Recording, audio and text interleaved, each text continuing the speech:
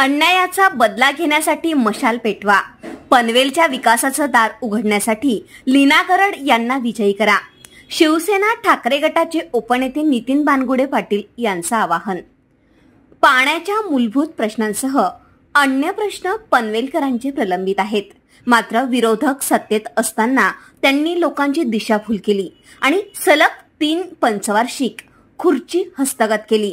आता तेच लोक पनवेलच्या प्रश्नांवर बोलतायत हे हास्यास्पद आहे. या विरोधात आवाज उठवण्यासाठी आणि पनवेलच्या विकासाचं दार उघडण्यासाठी महाविकास आघाडीच्या शिवसेना ठाकरे गटाच्या उमेदवार लीना गरड यांना विजयी करा असं आवाहन सुप्रसिद्ध व्याख्याते तथा शिवसेना ठाकरे गटाचे उपनेते नितीन बानगुडे पाटील यांनी केलं. पनवेल विधानसभा मतदारसंघाच्या उमेदवार लीना गरड यांच्या प्रचारार्थ आद्य क्रांतीवीर वासुदेव बळवंत फडके नाट्यगृहात बुधवारी कार्यक्रम झाला. त्यावेळी ते बोलत होते.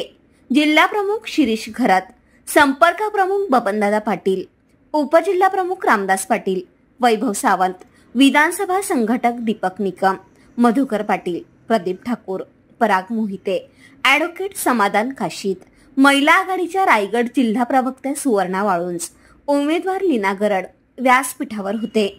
महायुती सरकारने महाराष्ट्रावर केलेलं कर्ज आणि त्यांच्या फसव्या योजना यावर बानगुडे पाटील यांनी प्रकाश टाकला.